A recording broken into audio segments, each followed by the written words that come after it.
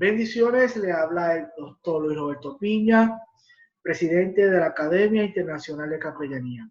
En este tiempo de capacitación del grado asociado en Capellanía, Artes Ministeriales, estaremos trabajando el tema de lo que es homilética. Vamos a trabajarlo de una forma simplificada, de una forma sencilla para brindar unas herramientas al pastor, al ministro, al capellán, para que pueda conocer de una forma clara, sencilla, simplificada, ¿verdad? Lo que es hermenéutica y pueda aplicarlo, ¿verdad? En su ejercicio. Vamos a ver. Vamos a ver la definición. Vamos a ver.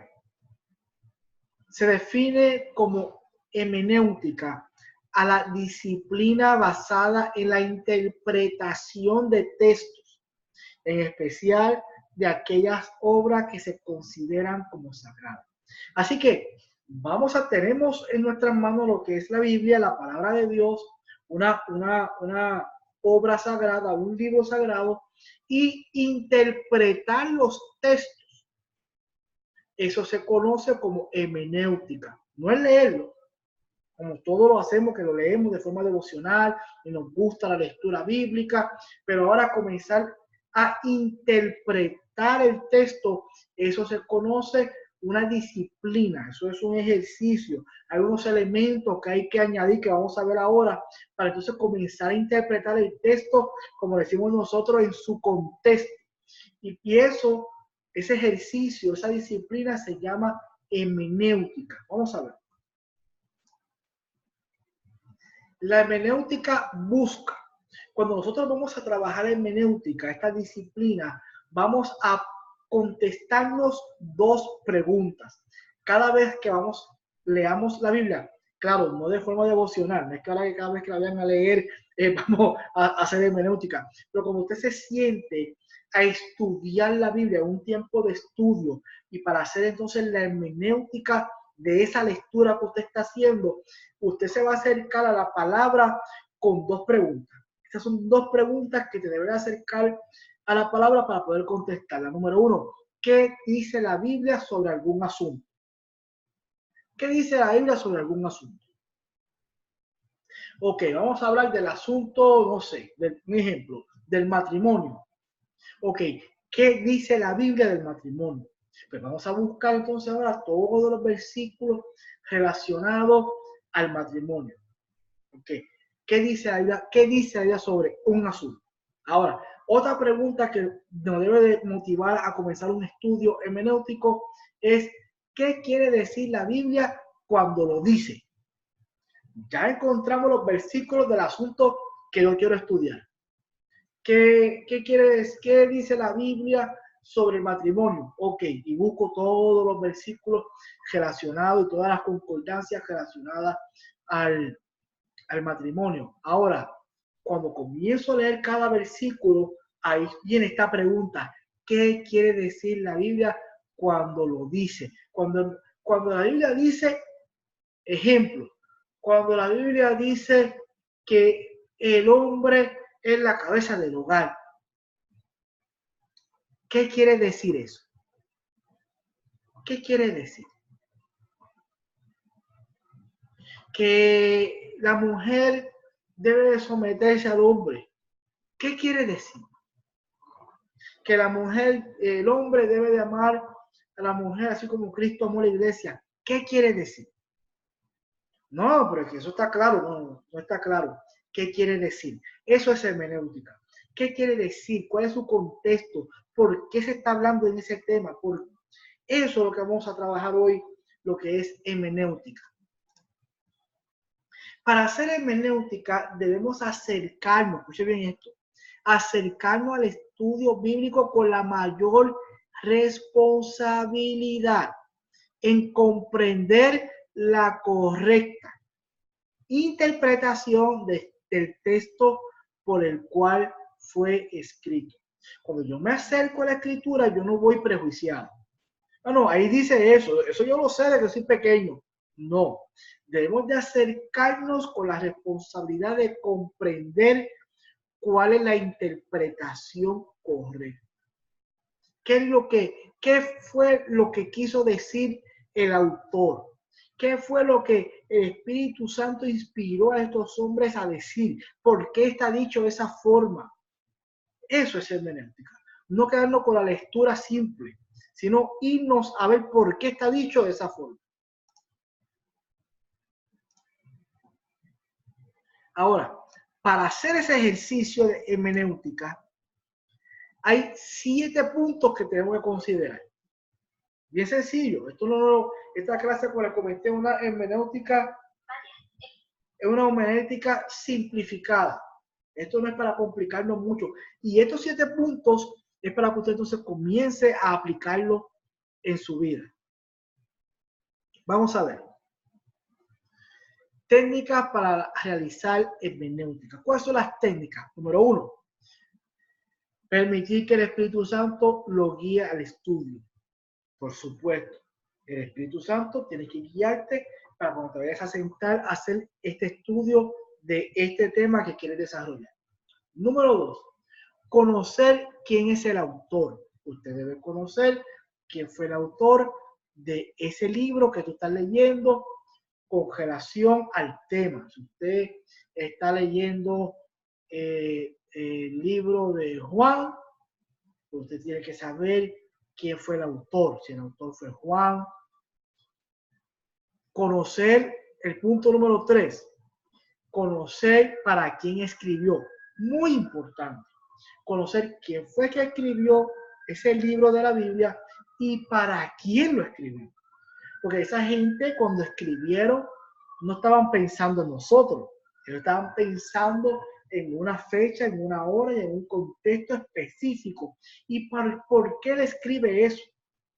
¿Para quién lo escribió? El punto número 4 nos dice conocer el propósito del escrito. ¿Por qué esta persona lo escribió? ¿Qué fue lo que lo motivó a escribirlo? Todos sabemos que están las cartas paulinas y que cada carta tiene un propósito. Cada carta fue dirigida a alguna iglesia, cada carta fue dirigida a alguna persona para darle agradecimiento o para corregir ciertos asuntos en la iglesia, como la de Corintios, etcétera, etcétera, etcétera. Cada carta, cada libro de la Biblia tiene un autor, tiene a quién se le escribe y tiene cuál fue el propósito por qué se escribió. Número 5, conocer el contexto en el momento que se escribió.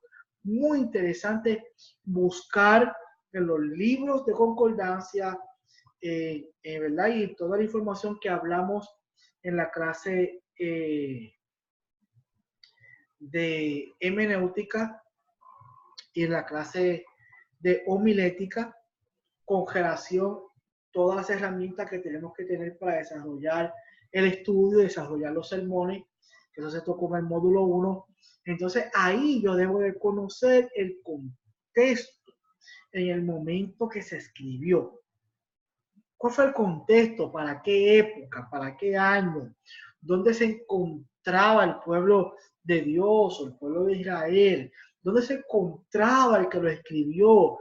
¿Y por qué lo escribió en esa circunstancia? Este contexto nos va a dar realmente una gran herramienta poderosa para conocer entonces lo que se quiere decir en su interpretación. Importante, punto número 6, conocer el idioma original del escrito. Debemos conocer en qué idioma se escribió. Si fue en hebreo, fue en arameo, fue en griego. La Biblia fue escrita en esos 3 idiomas. Era un hebreo un poco antiguo, luego en arameo, todo el Antiguo Testamento fue escrito, perdón, todos los evangelios, ¿verdad? Lo que Jesús habló, las cosas que Jesús hablaba en vivo de todo color, las habló en arameo. Y luego que Jesús habla en arameo, estos libros del Evangelio son traducidos al griego, a un griego popular que se hablaba en aquella época. Y entonces, ¿cómo yo conocer el idioma de cómo Jesús lo habló en arameo, cómo el Antiguo Testamento lo expresó en hebreo? y luego cómo se escribe el Nuevo Testamento en griego, cómo eso yo lo puedo relacionar a mi creencia del texto cuando yo la estoy leyendo ahora en español o en inglés, donde se pierde quizás algunas vocales, se pierde quizás alguna forma de decir alguna palabra. Claro, no es que se está cambiando la palabra del Señor, pero sí todos sabemos que quizás hay una palabra en español que quizás en hebreo no se encuentra como decirse. Igual en hebreo o en arameo o en griego hay una palabra que no se encuentra como decirse en español, y cuando se hace la traducción se pone la más cercana, la palabra quizás más cercana. Un ejemplo de esto, vamos a darle un ejemplo. Un ejemplo de esto es Juan 3:16, un versículo que todos conocemos, donde dice: de tal manera amó Dios al mundo que ha dado a su Hijo unigénito, para que todo aquel cree no se pierda, mas tenga vida eterna. Para nosotros nos suena bien, y cuando yo leí ese versículo por primera vez, quizás tenía 8 o 9 años, de tal manera amó Dios. Pues yo pensé que Dios me amó hace tiempo, y cuando me amó hace tiempo, pues decidió hace tiempo entregar a su hijo hace tiempo, para que en algún día especificado por la voluntad de Dios llegara a su hijo a la tierra, hiciera esa obra de redención, porque en algún momento Dios me amó. Pero cuando buscamos la interpretación del original cuando se escribió ese evangelio en griego, la palabra que está puesta allí, o no la palabra, sino la oración esta, de que de tal manera amó Dios al mundo, la connotación no es de tal manera. La connotación es una connotación presente, es una connotación eterna. Es como si dijera: Dios nos ama tanto que dio su vida, o llevándola a un punto presente, diría: Dios nos ama tanto que Dios nos entrega a su Hijo para que muera por nosotros y nosotros tengamos redención. Ese versículo está expresado en el griego en un presente eterno. No hay forma de llevarlo al pasado o futuro o presente, como en el español. En el español nosotros tenemos estos tres formas de verbo: el presente, el pasado y el futuro. Pero en el griego hay una gama más, hay una gran gama de verbos. Y el verbo utilizado específicamente ese versículo es un verbo que da una connotación en griego, da una connotación eterna, como si eso estuviese pasando hoy. Para nosotros, entonces, lo más cercano es llevarlo al presente y llevarlo de tal manera que quizás nos podría llevar quizás a un pasado, o verlo como un presente. De tal manera Dios nos amó. Quizás podría ser un pasado, pero al decir tal manera, de tal manera nos amó, pues podría quizás ponerlo en algún presente. Pero igual, eso es lo que tenemos en español y no se puede hacer mucho con el español. Pero cuando buscamos el original en griego, como les comenté, la expresión es una expresión eterna. Porque allá en el griego hay más verbos que nosotros, que tenemos 3. Y así, por ejemplo, así sucesivamente, cuando nosotros comenzamos a encontrar estos diferentes versículos y poder comprender su interpretación real, entender cómo fue escrito. Ejemplo, otro ejemplo que todos conocemos sería el Salmo 23. El Salmo 23 nos dice: Jehová es mi pastor y nada me faltará. Y cuando nosotros leemos ese versículo, pensamos que sí, Jehová es mi pastor, nada me va a faltar. El nada me va a faltar es como una connotación futura. Es que si yo tengo al Señor como mi pastor, todo lo que viene por delante está resuelto, porque nada me va a faltar. Eso sería una connotación en el español. Ahora, el Antiguo Testamento fue escrito en un hebreo antiguo, donde se escribe, no se escribe de izquierda a derecha, se escribe de derecha hacia izquierda, las connotaciones son un poco diferentes, no hay muchas vocales, y cuando vamos y tocamos ese salmo original, como realmente fue escrito, el salmista David, lo que expresa en ese salmo sería: si Jehová es mi pastor, eso es suficiente. Si Jehová es mi pastor, eso lo es todo.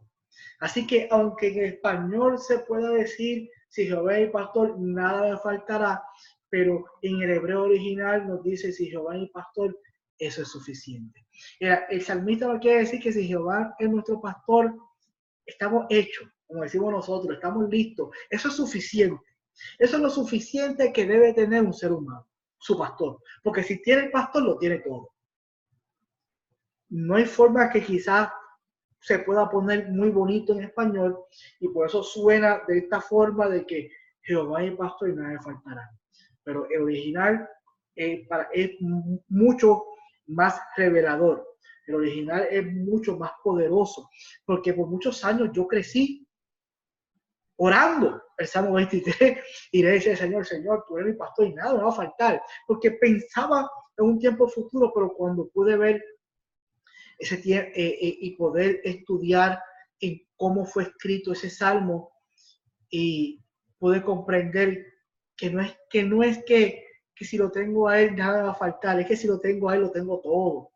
Es que si lo tengo a él, eso es suficiente para mi vida. Si nosotros como ser humano lo tenemos a él, lo tenemos todo. Ya no hay nada más que buscar, todo está en él y nada fuera de él. Así que si yo busco el reino de Dios y su justicia, todas las cosas vienen por añadidura. Lo único que tengo que tener es al pastor. Si tengo el pastor, lo tengo todo. Eso mayormente cuando hablamos, ¿verdad?, del punto 6, en conocer el idioma original del escrito. Punto número 7, para terminar estos 7 puntos básicos para realizar hermenéutica, sería conocer, muy importante, esto es muy importante, conocer la forma de la escritura que utilizó. Aunque la Biblia nosotros la tenemos como si fuera un libro, pero realmente no es un libro. La Biblia son 66 libros por separado, donde cada cual hizo su escritura, cada cual tiene un autor, tiene unos años de escripción, tiene un contexto, y eso lo vamos a tomar en otras clases, en la clase de bachillerato, ahora no vamos a entrar en eso.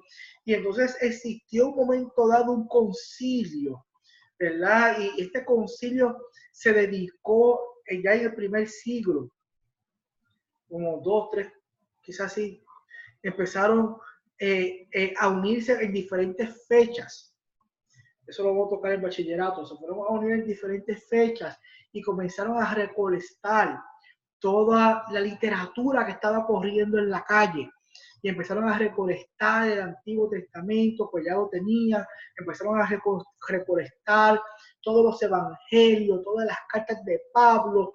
Empezaron a recolectar y comenzaron entonces a depurar. Empezaron a ver cuáles libros eran inspirados por el Espíritu Santo y cuáles no, hasta que se llegó a filtrar toda la literatura, hasta que se llegó a la conclusión de que el canon bíblico, el canon de la Sagrada Escritura, iban a ser estos 66 libros que tenemos hasta el día de hoy. Pero como les comenté, son diferentes libros, todos puestos en uno, por un trabajo que hizo el concilio para poder entonces unir todos estos libros. Ahora, al ser diferentes libros, cada uno tiene una forma de escritura. Hay unos que son libros de historia, hay unos que son libros de ley, hay unos que son libros de poesías, hay unos libros que son de cánticos, hay libros que son tratados, hay libros que son cartas, hay libros que son profecías. Y a veces nosotros cuando leemos la Biblia la leemos todo igual. Nosotros leemos el Génesis igual como los Salmos. Y leemos el libro de Daniel igual como si fuera una carta paulina. Y no es así. Una carta paulina es una carta. Es una carta donde el apóstol Pablo le escribió a cierta persona, a cierta iglesia, a cierta situación, que ahí hay una inspiración de Dios, hay una iluminación de Dios increíble, que hay unas verdades eternas. De eso no cabe duda, esa es la palabra de Dios. Donde tenemos unos salmos, que son cánticos. Esa es la palabra, salmos, son cánticos. Son los salmos que cantaba el pueblo de Dios cuando iban para el templo, cuando regresaban del templo, cuando estaban en aflicciones.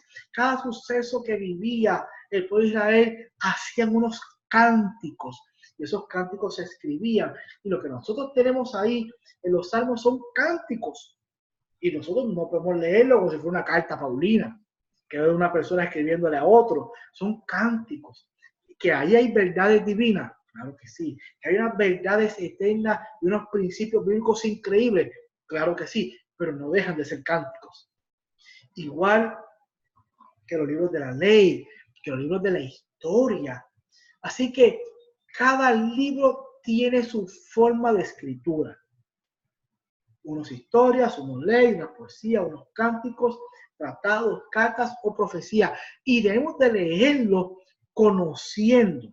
Cuando hacemos hermenéutica, debemos leerlo conociendo qué es lo que estoy leyendo. Estoy leyendo una carta que la escribió tal persona, la escribió en tal fecha, la escribió con el propósito para resolver tal asunto.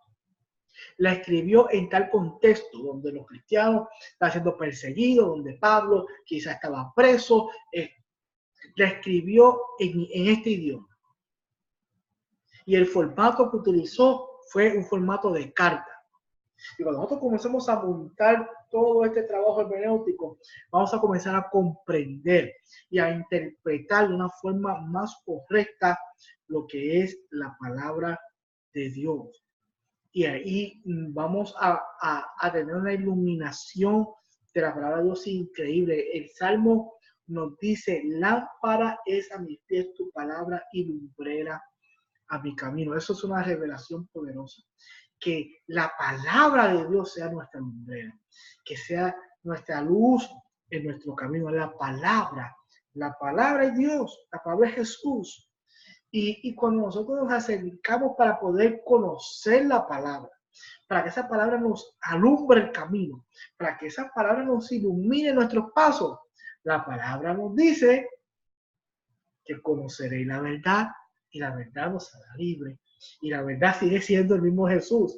Esa luz es Jesús, esa palabra es Jesús y esa verdad es Jesús. Pero esto lo comenzamos a comprender y a entender cuando hacemos hermenéutica.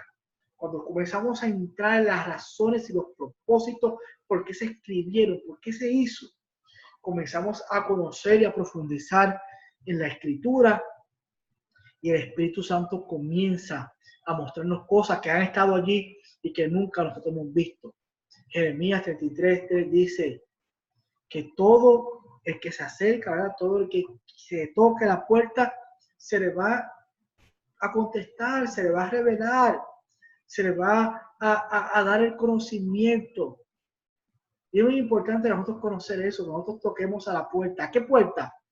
A la puerta de la palabra. Es allí donde está la sabiduría de Dios. Es allí donde están las herramientas que Dios quiere que el hombre utilice para que camine en su propósito y en su diseño eterno. Bien. Vamos a desconectar aquí la grabación para preguntar dudas o preguntas.